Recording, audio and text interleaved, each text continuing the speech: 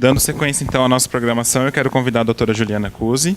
Ela é graduada em Ciências Biológicas na modalidade médica, tem mestrado e doutorado em Genética pela USP. Ela realizou o doutorado em parceria com as universidades de Toronto, no Canadá, e Autônoma de Barcelona, na Espanha. Ao longo dos seus 17 anos de carreira, ela foi sócia-diretora de um laboratório de diagnóstico genético pré-implantacional. Hoje ela atua na Genomics Brasil como diretora científica e é responsável pelo aconselhamento genético dos pacientes que buscam pelo teste genético pré-implantacional. Bom dia a todos.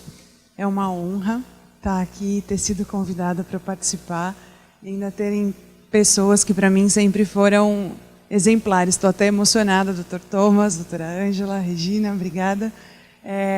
Bom, sou a filhote do dia. Vamos lá. Eu fui convidada porque eu atuo hoje no aconselhamento genético e não sou médica, e atuo no aconselhamento genético de casais que buscam tratamento para reprodução assistida e um diagnóstico genético pré-implantacional.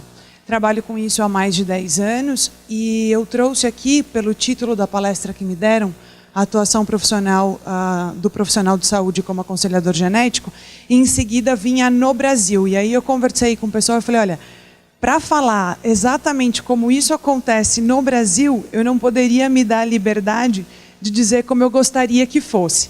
Então a gente vai tirar esse no Brasil e a gente vai falar um pouco como deveria ser no Brasil, porque se você busca bastante informação de onde tem profissionais da saúde atuando, quais são as unidades, qual é a formação, realmente existe pouca informação contabilizar, pouca informação disponível para que a gente tenha uma discussão rica com relação a isso. Bom, a gente sabe que as doenças monogênicas, e aí eu não estou falando de doenças genéticas em geral, eu estou usando especificamente doenças monogênicas, justamente porque a gente comentou agora desse screening de portadores, esse teste de portadores pré-concepcional. Então, quando a gente vai para o teste de doenças monogênicas, a gente sabe que tem 10 nascidos em cada 1000 acometidos por esse tipo de doença. E a gente sabe também que em países já desenvolvidos, onde questões nutricionais e infecciosas não são tão importantes, as doenças monogênicas são responsáveis por 18% das hospitalizações pediátricas e 20% da mortalidade infantil. Então aqui fica óbvio entender nessa situação que diante dessa condição e nessa internação pediátrica, a gente tem uma ação clara, imediata, do médico geneticista clínico, que vai ser obviamente responsável pela manifestação clínica, pela determinação do fenótipo, pela avaliação desse paciente, definir a hipótese diagnóstica, requisição do diagnóstico laboratorial, acompanhar a evolução desse paciente, tentar prever um prognóstico, às vezes propor um tratamento e, inclusive, nessa situação, fazer o aconselhamento familiar. Aqui está claro, então, de qual é a atuação numa situação de emergência, uma situação hospitalar de um médico clínico geneticista. Então, se ele cumpre todos esses papéis diante de um paciente de genética com uma doença genética, nesse caso monogênica especificamente, qual é a atuação do aconselhador genético numa situação que não seja essa? Outros profissionais de saúde, qual é o espaço e aonde ele poderia atuar? A Sociedade Nacional de Genética Médica, de Aconselhadores Genéticos nos Estados Unidos, define a atuação dos aconselhadores genéticos em várias áreas, né? Não é por coincidência que a genética da infertilidade e reprodução assistida aparece aqui em primeiro lugar, porque está em ordem alfabética, não é porque eu puxei sardinha para o meu lado, mas ela atua porque é uma área bastante importante na questão da prevenção. Aqui se discute opções reprodutivas, mas em seguida ele fala sobre câncer, sobre problemas neurológicos, metabólicos, hematológicos, uma medicina personalizada, diagnóstico pré-natal e até uma medicina pós-mortem, uma medicina genética pós-mortem, onde tem essas questões que a gente busca a causa, a morte, até para poder aconselhar aquela família. Hoje em dia, eles apontam algumas áreas do aconselhador genético que eles têm um especial interesse, que é a área da indústria, é a área farmacêutica e a área da educação. Tá? Então, a gente sabe já, definindo por esse slide, que independentemente da ação clínica, existe um âmbito muito grande de atuação para o aconselhador genético, outro profissional de saúde. Dentre as sociedades brasileiras de profissionais, o Conselho Regional de Biomedicina é um que aponta muito claramente. Eu acho que aqui tem um pouco o dedo da doutora Leila Fará, mas a gente tem aqui um apontamento claro, uma posição da sociedade, né, do Conselho Regional de Biomedicina, dizendo que dentro da sub-área genética, o biomédico pode atuar em vários sentidos, dentro dos laboratórios, realizando a análise, mas também como consultor diretamente para os pacientes ou para outros profissionais de saúde, como um aconselhador genético. E aqui é importante dizer que o aconselhamento genético é algo que a gente faz interpessoalmente, mas a gente também faz como parte dos laudos dos exames genéticos. Então, saber o aconselhamento genético referente àquela alteração identificada num laudo, ter a habilidade da preparação desse texto e da individualização de cada texto, também é um papel do aconselhador genético técnico relacionado, então, dentro do laboratório de genético na prática mesmo. E aí, vindo de acordo com essa resolução, com aquela portaria de 2009 que a doutora Regina citou, e eu achei muito interessante, eu quis trazer um pouco para vocês. A minha vontade era que a gente discursasse sobre esse manual o dia todo, mas eu tentei fazer um resumo aqui em 13 slides sobre um manual que a Organização Mundial da Saúde propôs em 2010 para a formação de serviços de saúde, serviços de genética destinados à comunidade em países de baixa renda ou países em desenvolvimento. Então, aqui é especificamente falando de serviços de genética destinados à comunidade em países pobres, né? Esse manual ele tem um pouco como objetivo, talvez aqui a gente consiga se pautar bastante quando a gente fala de políticas públicas e quando a gente fala dessa discussão um pouco dormente, talvez a gente possa levantar algumas questões a partir desse manual. Ele fala um pouco qual o objetivo de ter isso, a viabilidade, quais seriam os níveis de atuação e, na prática, o que especificamente esses países em desenvolvimento precisariam se preocupar. Com relação ao objetivo, é oferecer um diagnóstico e atuar no sentido de prevenção. O maior foco desse manual é dizer que os países em desenvolvimento não conhecem o tamanho do ralo de desperdício financeiro que eles têm na atuação do tratamento. E se eles tivessem um pouco mais organizados os dados com relação às doenças genéticas e tivessem um pouco mais organizado isso no sentido de quanto se gasta atuando e poderia ser economizado na prevenção, esses serviços já teriam por si aí a fonte de renda para serem estabelecidos. Mas seguindo uma questão aqui um pouco mais didática, então ele fala que deveria se prestar ao diagnóstico de malformações congênitas e doenças genéticas, então oferecer laboratórios clínicos e moleculares, obviamente aconselhamento genético, assistência pré-concepcional, screening pré-natal. Aqui ele põe que idealmente até diagnóstico genético pré-implantacional deveria estar disponível, screening genético do recém-nascido, diagnóstico genético dos indivíduos portadores e afetados e diagnóstico genético destinados aos programas de prevalência, como, por exemplo, o Brasil pensar no Nordeste e fazer uma ação ou unidades de prevalência para anemias e talassemias, as hemoglobinopatias, por exemplo. Ele cita vários países com alguns problemas de prevalência de síndrome de Huntington, em questões, ele lista esses países onde ele acha que algumas unidades destinadas a algumas enfermidades importantes tinham que estar bem disponíveis. E aí, quando ele fala do ponto de vista de viabilidade, ou seja, que parece inviável, com base nos problemas listados e como falta de prioridade. Por quê? Porque nos países em desenvolvimento tem um alto custo com doenças infecciosas, então a prioridade de saúde desses países ainda é anterior à doença genética. Em seguida, investimentos em doenças crônicas, como as cardiopatias. Então, esse manual lista que os países em desenvolvimento têm problemas médicos que eles priorizam antes da necessidade de uma ação preventiva e o diagnóstico genético e o aconselhamento genético das famílias. Envolve, muitas vezes, diagnóstico de alta complexidade tecnológica, aquilo que a doutora Regina falou também, podendo elevar o custo da manutenção desses laboratórios de diagnóstico. Poucas pessoas treinadas e falta de serviço técnico especializado. É aí que a gente está falando de cursos como esses, que começam, então, a oferecer para o mercado e a gente começa a resolver um pouquinho dessa lista de dificuldade, a gente vai trazendo um pouco de solução.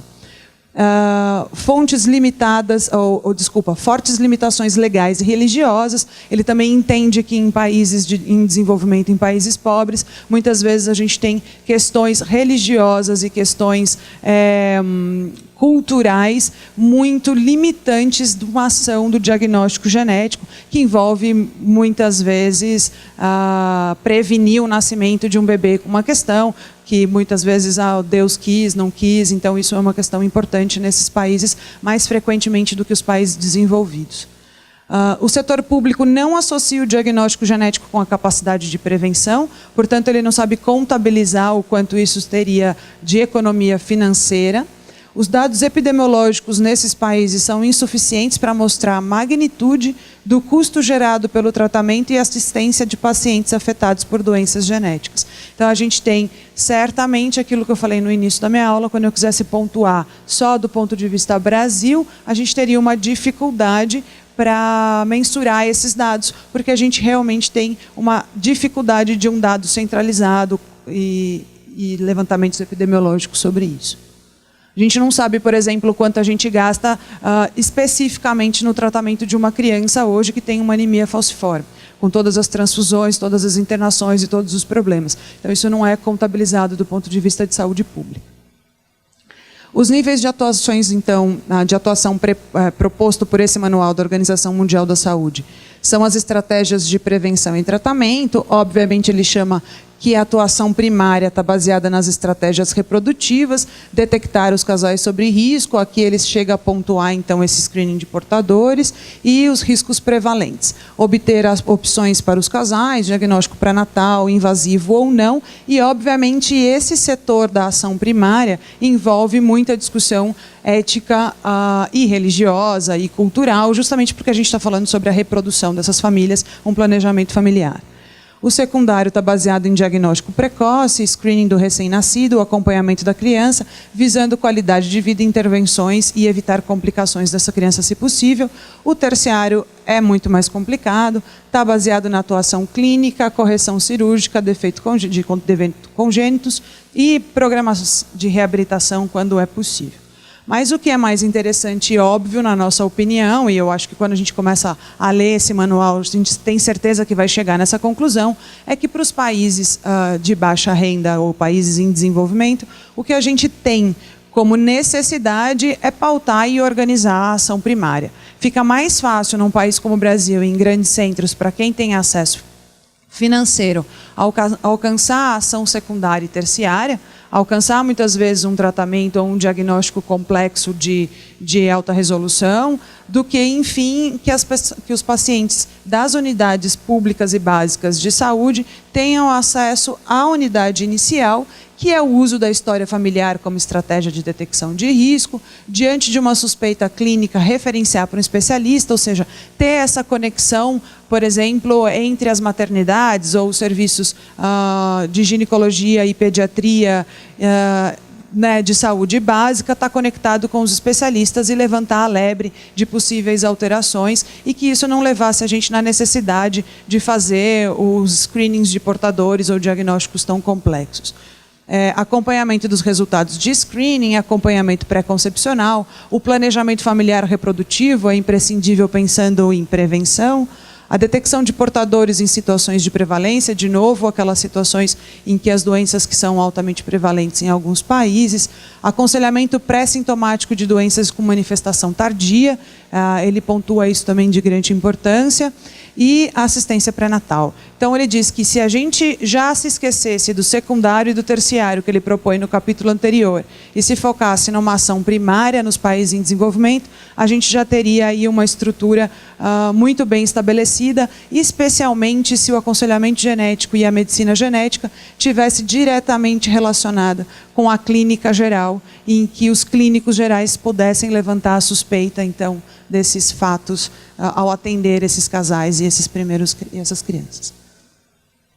E aí, quando a gente sai e começa a usar o exemplo, então, de outros grupos e de outros países, ou o que a gente encontra em outras situações, a gente vê, por exemplo, a Inglaterra mostrando na Sociedade de Genética Clínica como é que eles funcionam com serviços de genética clínica regional. Totalmente de acordo, totalmente concordante com esse manual da Organização Mundial da Saúde, propondo para países em desenvolvimento. Então, a gente entende já, com exemplo real, que estabelecendo isso, a gente vai chegar numa situação próxima ao ideal de países já bem estabelecidos e com isso bem desenvolvido.